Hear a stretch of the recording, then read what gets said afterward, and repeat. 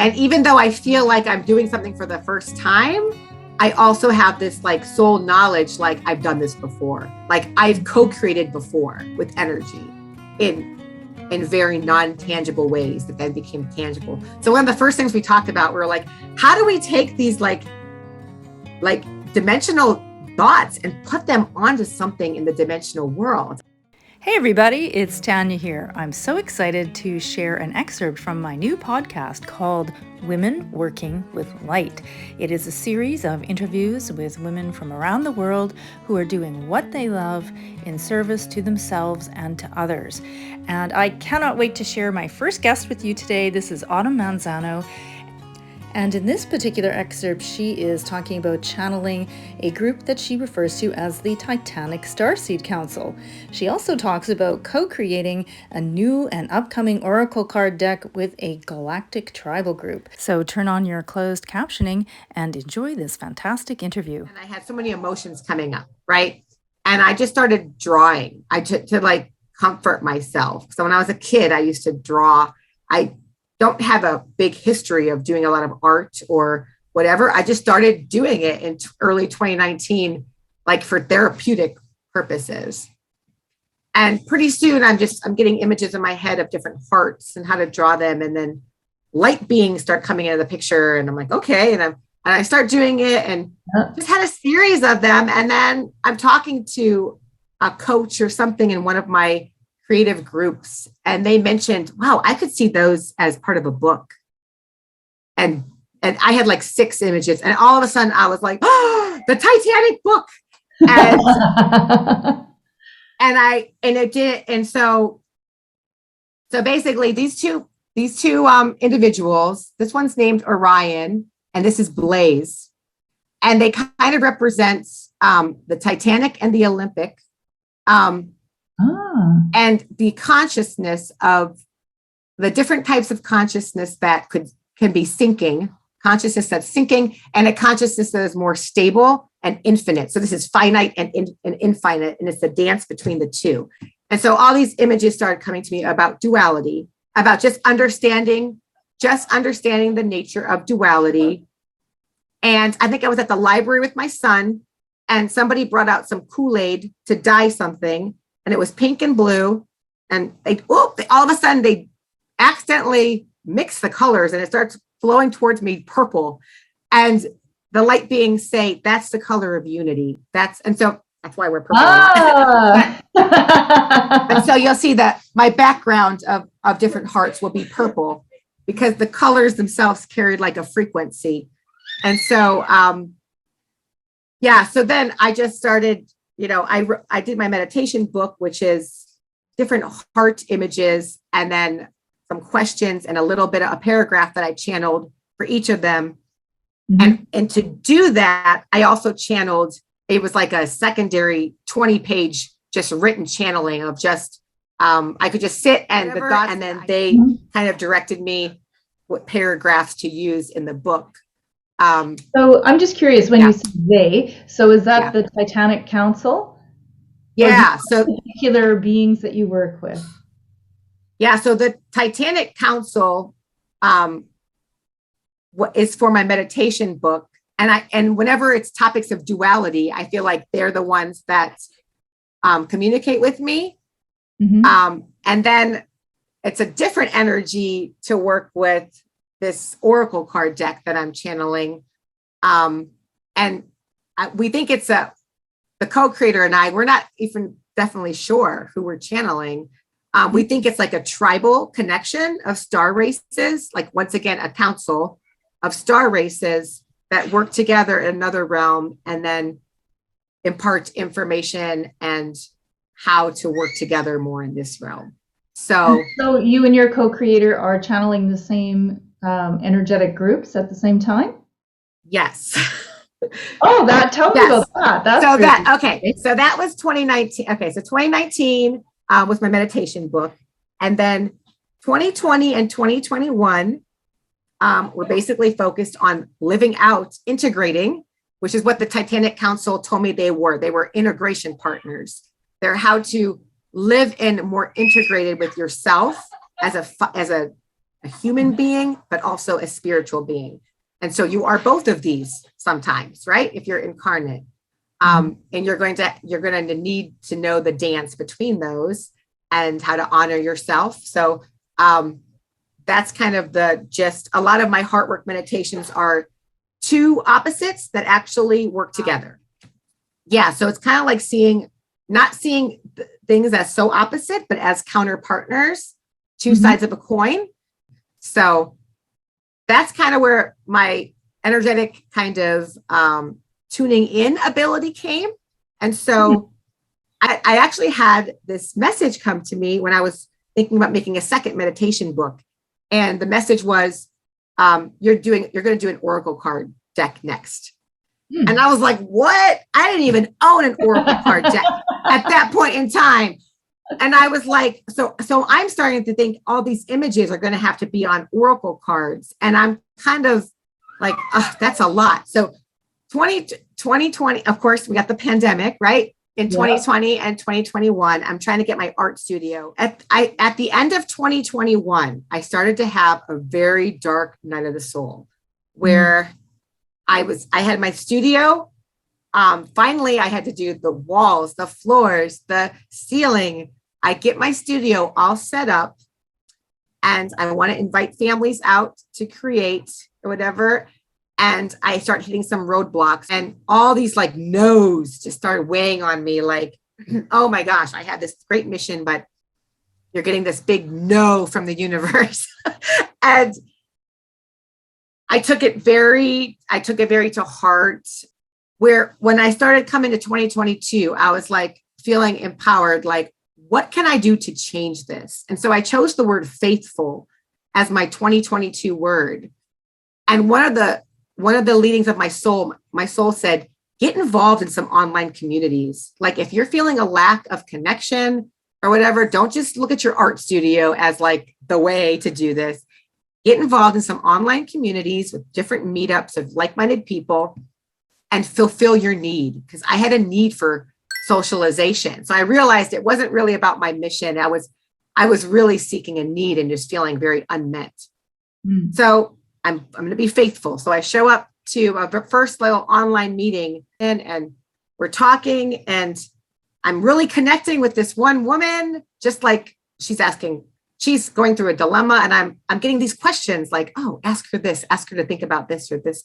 And she's like, that's really helpful. And we're connecting and I'm like, let's become friends on Facebook, like, yeah, definitely. and all of a sudden towards the end of the thing, she says, I told her I do meditative art. And she said, really? Because I'm looking for an illustrator for an affirmation deck that I've been wanting to create for a long time. And all of a sudden, everything in my soul felt like, yeah, yes, like that big, like, yes, do it, jump. And so we started connecting and we had the same breakdown, the same ideas, the same everything for a deck. It started coming. Yeah, the synchronicities started. We're tapping into this energy. It's like, we feel like it's downloading different things to us. The exact same theme, like I'm going through with something in my life, she's going through in her life in a different way. And then we're accessing wisdom because of it. We actually live 6 hours away from each other. We've met one time in person, but we've noticed, and this is just the one thing I've noticed in my conscious awakening, distance doesn't really exist anymore.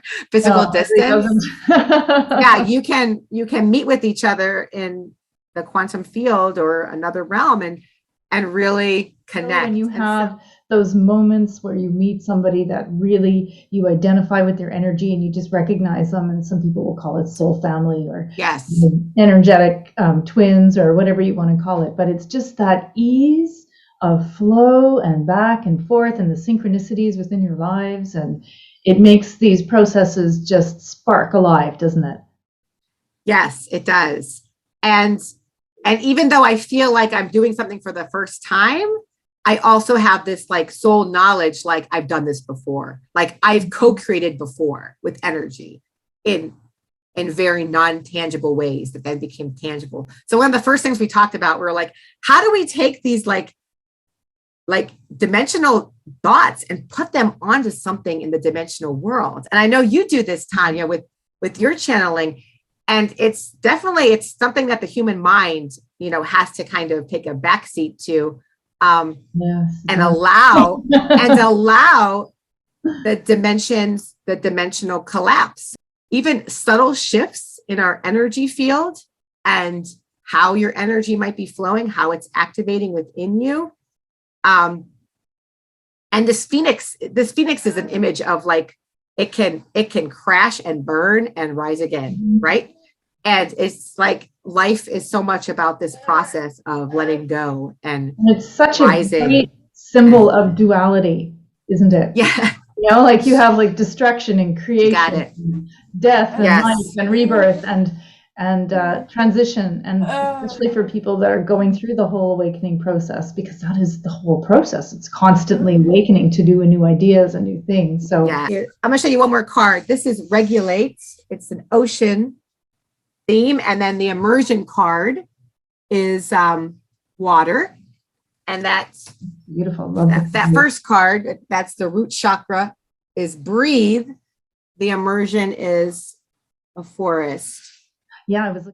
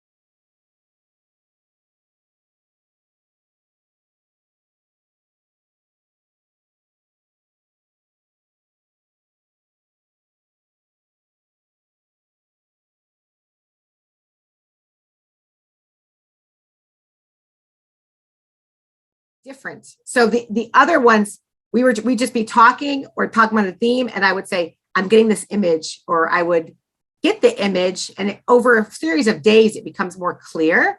And even when I go to make it, it's not the image that I actually first saw in my head. It comes out a little different, you know, like but it's like the energy behind the image. So it's like it's kind of like feeling like you're a translator, if that makes sense. Like, so first you feel the energy of a card, and then you start getting the specifics of like, okay, I already know the model that the phoenix looks like this on the outside and the colors, but what's on the inside? So for the wound energy, I got the image of it's going to have a light being in every picture, and they're doing something. So that came to me first, a very vague, like, okay, it's a light being in the picture and they're doing something. And then the specifics started to unfold.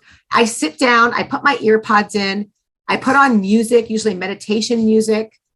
I really try to touch on our intention, which our intention is to basically be of assistance to the ascension process. Like Caitlin and I really feel like we're going through a human genetic it's a physical change. The genetics of our bodies are upgrading, are holding more light, and it has to kind of purge darkness or areas that it just has to. And so that's not easy. So we want our deck to be something that someone who understands ascension, maybe that terminology, or they'll start to once they get it. That it's bringing light to what's going on inside of you. Like, okay, I'm not going crazy, and this resonates with how I'm feeling, and I'm valid. And I don't know about you, but once I started tuning into consciousness, I became such an intense emotional being, where learning how to regulate my own emotions became a whole new game for me. Yeah. Like, you're having so much, your ability to feel the denser emotions increases as your ability to feel the higher vibrations. And if you don't stay balanced to feel and to be balanced, in the higher vibration, you can go anywhere. I would say for me, like the images come and just getting quiet, they will flow, from another realm through to my mind and then to my hand. And I've gotten better at, like, I used to do like some rough drafts or whatever. Once in a while I do, but usually it's because I wasn't highly tapped in. I was trying to rush something. If I find myself judging anything like that, I'm not in the right energy. So usually when I'm creating, there's like absolutely no like judgment. Is like someone going to like this, or like, it doesn't really matter. I don't really care if I made this deck and Caitlin and I just had a deck for ourselves that was on a thing.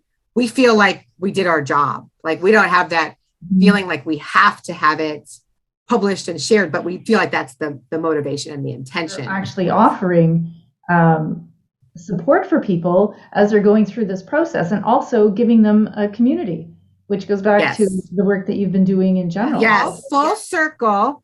Like, it's like, if it's also that, like when you ask for something from the universe, you're not going to always be able to predict. You're not going to be able to predict how it comes to you, how it manifests. But can you be open enough to see how it could manifest, how it could come to you? I did not think, I had all this childhood trauma that I didn't even realize was still a part of me until I started channeling the wound energy series. And then I actually sought out a quantum healer and did some work myself, whole new level of healing for myself. But just through this creative process that I don't know what else would have gotten me there, but this is what got me there. And by being faithful to anything that comes to me and not balking at it and saying, oh, no, I don't have time for that. Or no, that's too weirdo. That's too woohoo for me or something. It's like nothing is, yeah. Such a challenge, I think, for many people that are new to channeling or doing energetic work in general, is learning to trust that inner voice and that intuition, because it's so easy to just disregard it. Like, oh, that's not true. That couldn't be happening. Or no, I can do it this way, or I'll just do it the way I used to. And you start to learn to trust your intuition and your heart, and then things just blossom. And that is so remarkable. What a great interview that was with Autumn, and there is so much more to it, so do check out my new podcast, Women Working with Light, and you can find a link to that and all of Autumn's great social details below. Thanks so much for watching, and see you next time.